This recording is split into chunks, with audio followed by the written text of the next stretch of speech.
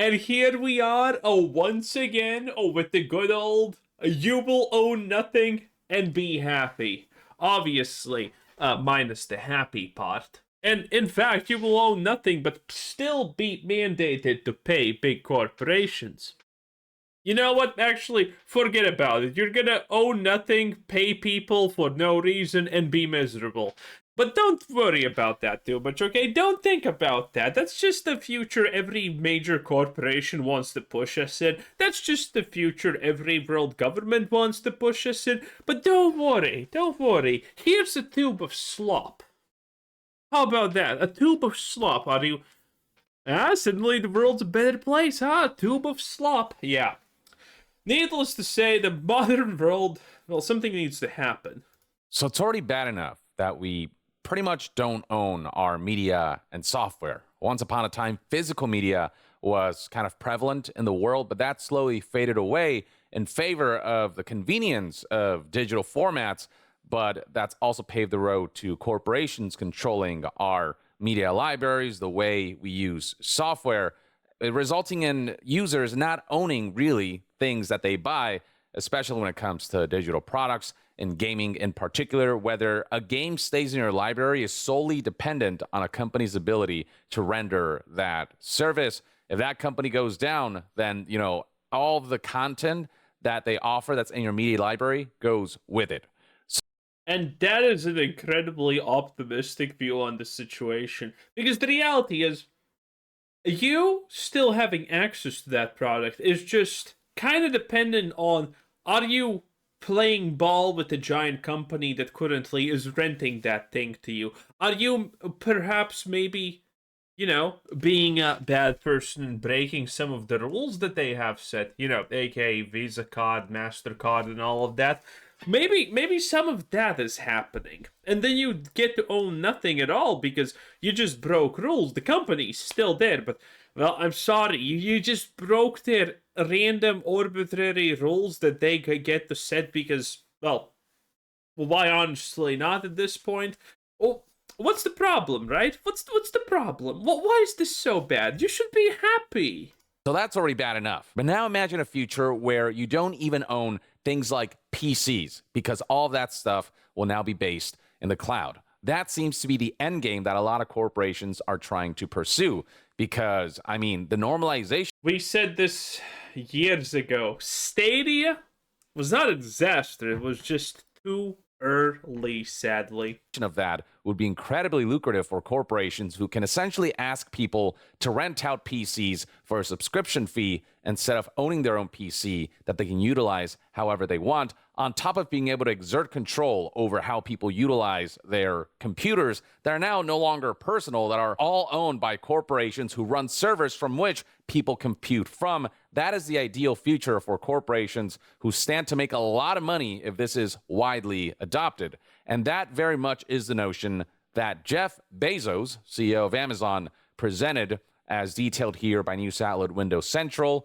with this report titled, "Jeff Bezos said the quiet part out loud. Hopes that you'll give up your PC to rent one from the cloud." Now, cloud computing is nothing new. If you buy something on your Chromebook, that's kind of what you're doing there. But it's also technology that is not widely adopted. Most people still own personal computers. But with what Jeff Bezos is saying here, aligning with recent price increases. By the way, everything is going just so worse recently.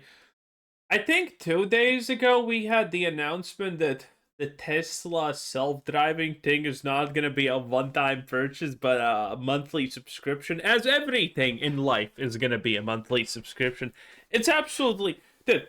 The amount of monthly subscriptions that the average person has is off the walls, okay? And then you need a monthly subscription to an app that manages your monthly subscriptions. We are now at, like, the next level of existence. We need monthly subscriptions for managing our monthly subscriptions. It's great. Across the board for consumer electronics as a result of AI hoarding all of the RAM, that's causing RAM and other components to go up in price to the point where, PCs are going to become like luxury items rather than something that can be relatively afforded by the masses. we're headed towards a future that could potentially be dystopian and one that corporations exert a lot of control over. So let's look at the clip in question that's been making the rounds and that's realized a lot of people's fears when they saw RAM prices go up and in turn the prices of personal computers go up, and how that all could potentially lead towards the normalization of cloud computing and how that could benefit a lot of corporations who want this to be the norm. In the same way that a lot of companies love that digital media has become the norm for gaming because of the amount of control that they can exert over that media. So here's what Jeff Bezos had to say. Help us with this. You just said you're very involved with it right now. What is it that you're doing at Amazon? AI.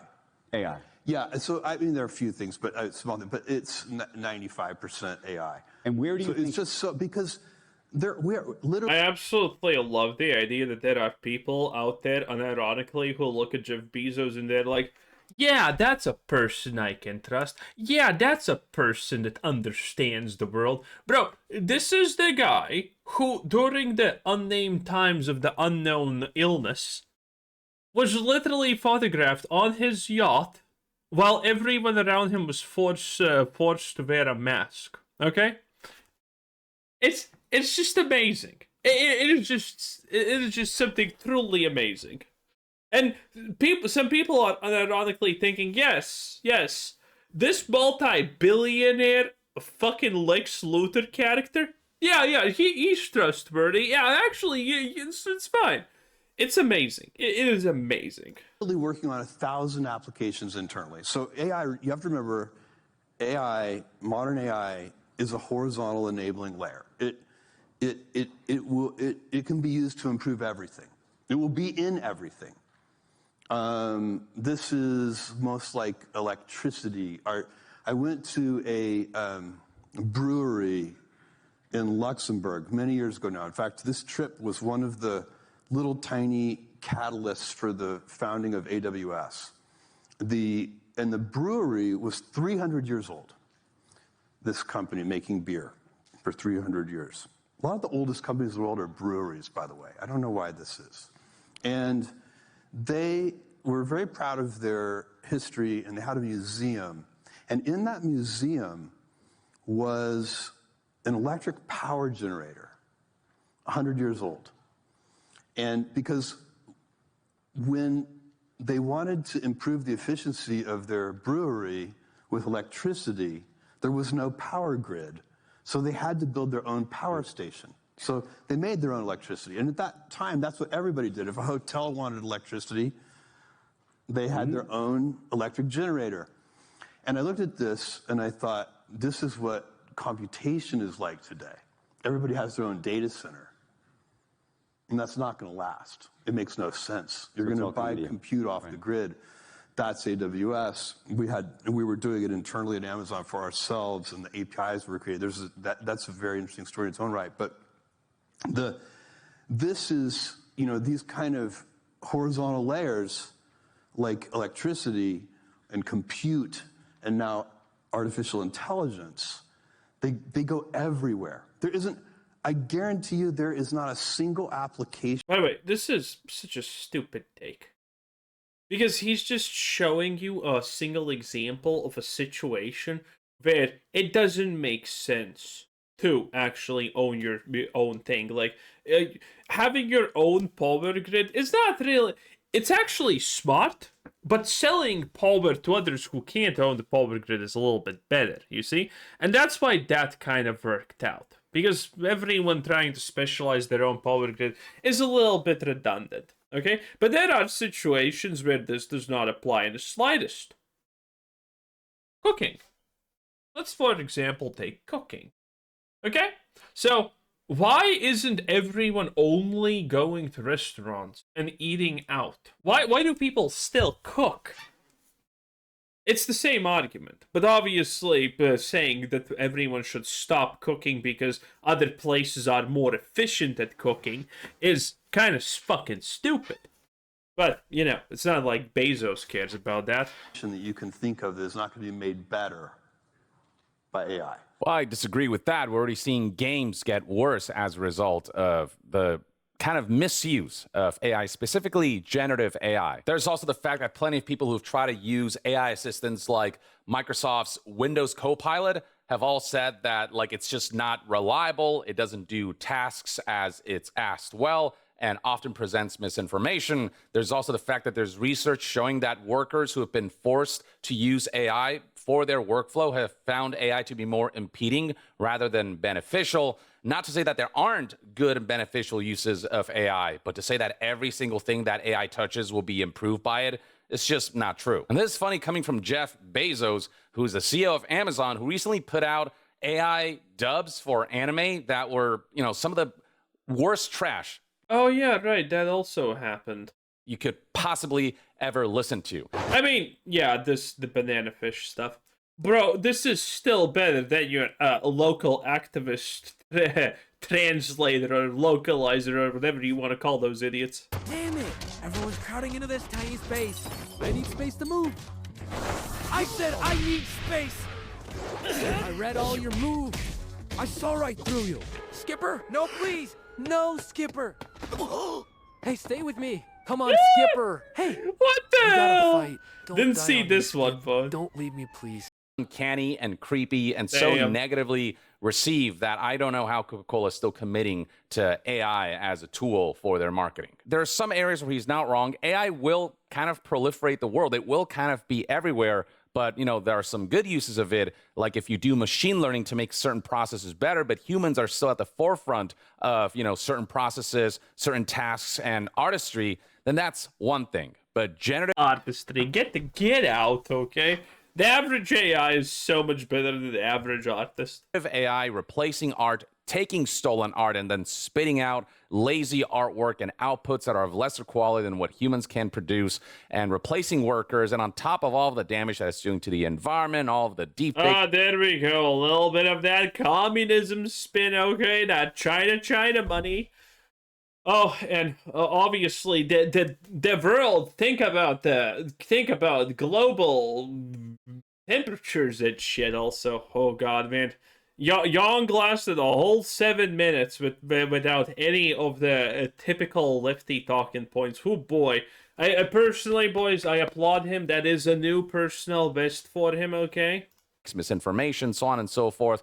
And on top of the way AI has been hoarding RAM and in turn increasing electronics prices for consumers, that's where AI starts to lose its appeal because so much of its use is, abusive and exploitative. But the bit that I really want to highlight is what Jeff Bezos said about visiting this old brewery, this company that's been going on for 300 years, and how it was still using antiquated methods like its own power station. And he said that's how he views computers, where everyone has their own computer instead of all of them being connected to a giant grid that serves as one giant computer that everyone can kind of be a part of. What he's saying is essentially that in the future, we're not going to own personal computers anymore where we host our own stuff in our own hardware, but rather the computers will be a means to access the cloud where we can Why is he explaining this? I mean, everyone already understood the point.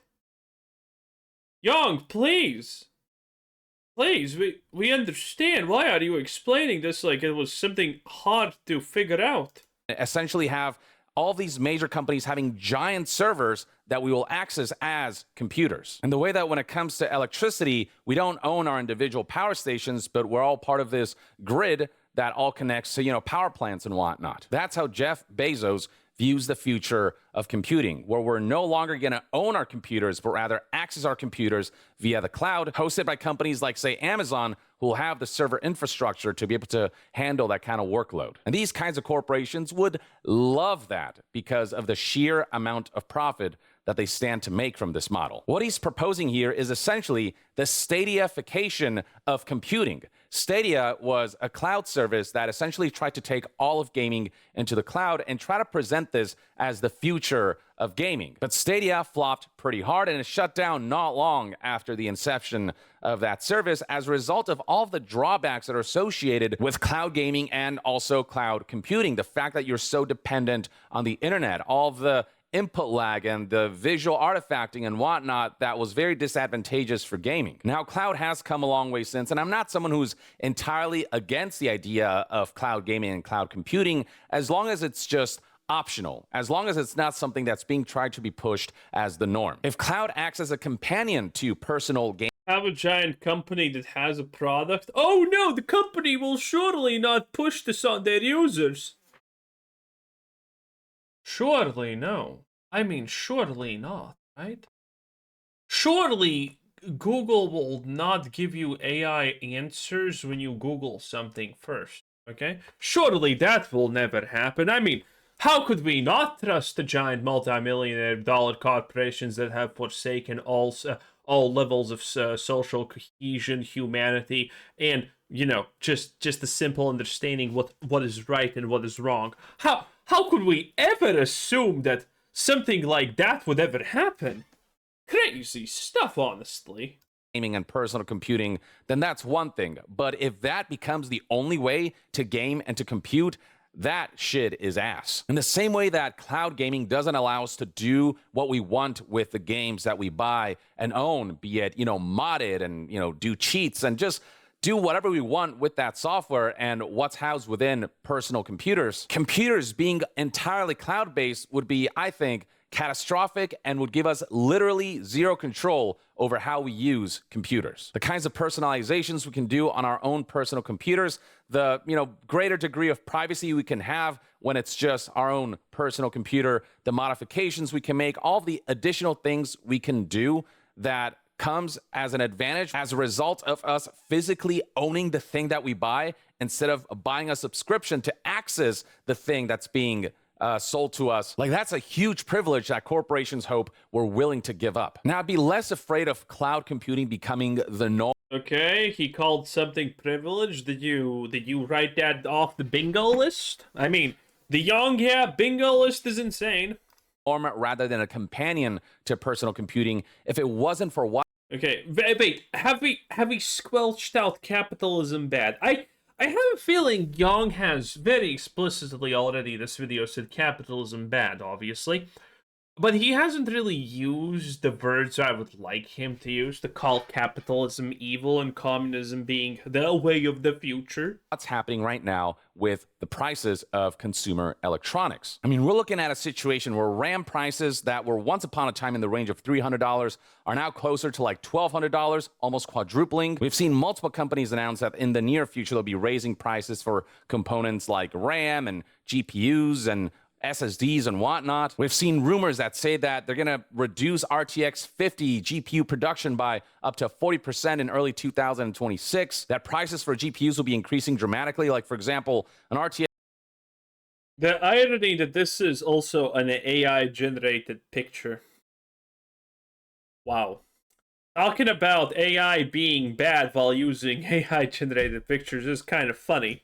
RTX 5090 might be going from $2,000 to $5,000. And on top of everything being incredibly expensive, a lot of components will full on become inaccessible. So for example, there's a report here stating that NVIDIA has reportedly stopped production of GeForce RTX 5070 Ti GPUs due to memory shortages. And then there are reports that even Asus has stopped producing RTX 5070 Ti's and that RTX 5060 Ti's might follow as well. We're headed towards a future where PC components aren't in high enough supply, and if they are in supply, they're far too expensive for your average Joes. And the associations between artificial intelligence, the increase in price of consumer electronics as a result of AI companies hoarding consumer electronics components, and this path that CEOs want towards a normalization of cloud computing where we don't even own the computers through which we access software. I mean, that's already something people have predicted, and it's becoming more of a reality, especially with Jeff Bezos finally saying the thing that CEOs are,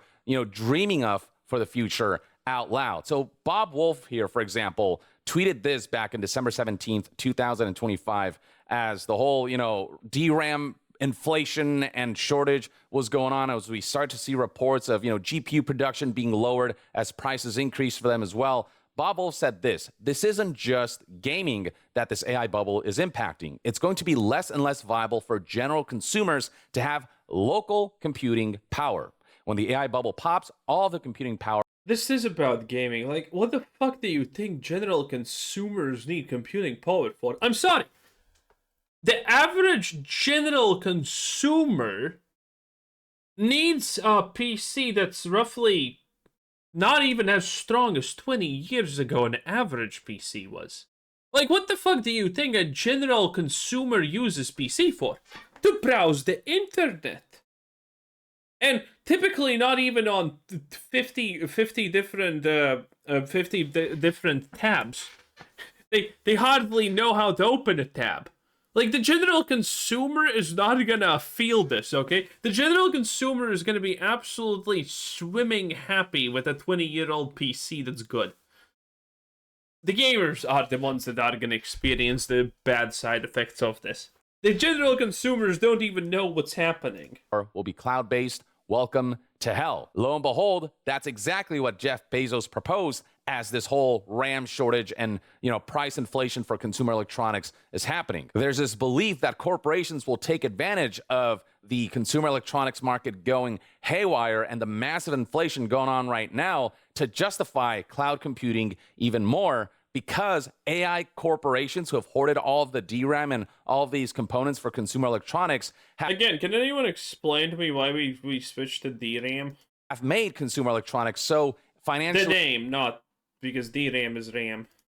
and economically inaccessible for consumers due to the inflation and shortages that they caused. And so the same individual came out with this "I told you so" tweet on January 14th, 2026. When this headline came out, he said, so yeah, anyway. Another individual who made a similar prediction was Kittybit Games here, who said, this is what Gen AI is going to bring you. First, they phase out consumer access to local compute by pricing you out and forced scarcity. Then you have to pay for all processing power to them for working, game, video, cloud streaming. They want it to be your only option.